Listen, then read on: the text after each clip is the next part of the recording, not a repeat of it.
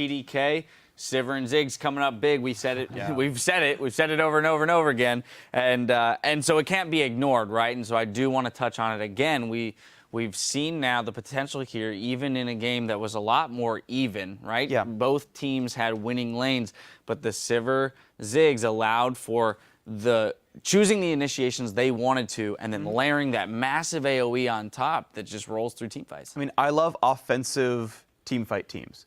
The weakness for them is that if you play a really kitey game, you have to burn ults to get kills, and then in that sort of down space of like 2 minutes, the other team can go do things like, if I have Baron bait and I have to burn 2 ults to kill that one guy, I have to go give away map control. That's the weakness of this type of comp, but that's not being abused by the enemy team. So the big ulti-focused teamfight teams are working. And when you look at picks and bans, you see teams are picking red side.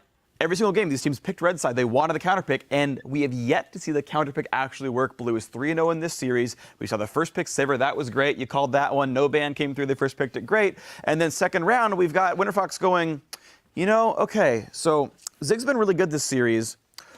We should pick Sejuani.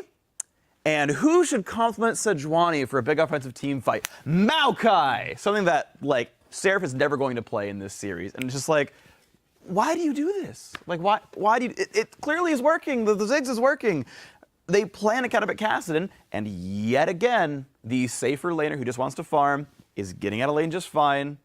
Counter pick isn't working in this series, still isn't, and it's just, Winterfox probably should have just picked better, and they probably could have had a chance to win. Let's go to the top lane. We talked about what Seraph would go to if not the Mundo. He chooses the Gnar, allowed him to have a lot more presence in lane this time around. Zion, thoughts? Yeah, so I like the Gnar a lot better than the Mundo for Seraph because he can pressure a lot and he can just push up Avalon, and Avalon has gotten bullied a lot in LCS. And I think that TDK is starting to realize, hey, Gnar's a great pick into Maokai, wins lane, scales hard, and can bully hard. And he did have some issues with like split pushing too far and not grouping with his team, but as soon as they finally grouped in the mid game, you saw that they were just able to group up, get the picks, and just siege down turrets. And to me, this whole series has been and is going to be won by the picks and bans.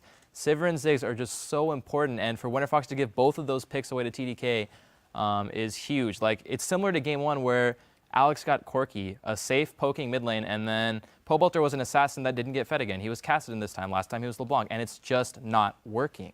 They need to go back to Ziggs. They need to go back to those safe farming up mids, and they need to play with that stronger late game because, to me, it's just looking like who has the better late game team comp and who has the better team fight that's coming out on top. Yeah, I love the point about being, that the series is going to come down to picks and bans, but also, too, when we look at which lanes came out ahead here, we had Seraph coming out on top in the top lane, Alex being up in the mid lane, and then Louis GG being down in the bottom lane. Yeah. But it didn't matter so much because he's playing the utility AD carry. And then, as you mentioned, you have that Ziggs who's happy with going even or ahead coming out of that mid lane. And then same thing with Gnar. Now he's a split pushing threat. He has damage. He's got a fair amount of CC and lockdown in these team fights.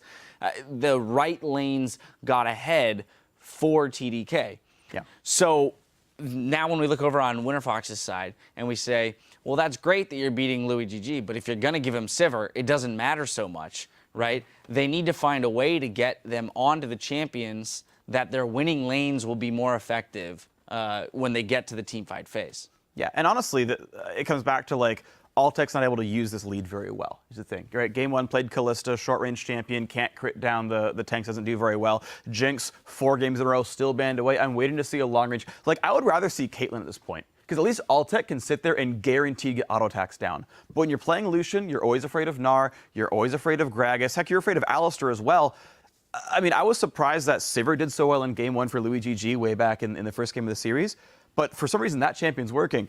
But the auto attack centric short range champions, it's very hard to have optimal teamfight damage come out, and we're just not seeing the gold that Altec's routinely getting do anything. And I don't know if it's him teamfighting improperly. I'd have to watch the game again to see if there are any specific mistakes by him, but he's not getting the damage out to carry this game.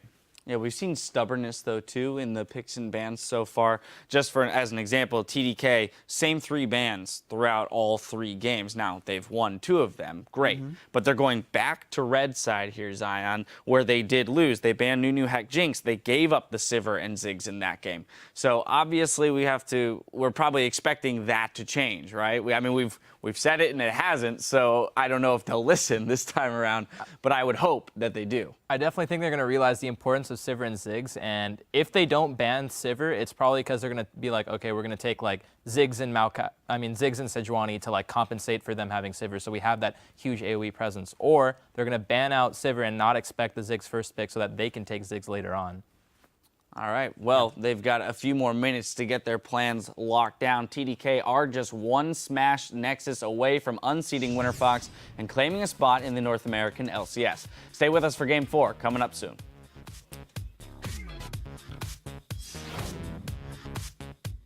Now Winterfox is turning the fight around. Louis GG wasn't the focus, but it seems like Winterfox knew exactly what they were doing. Lucian.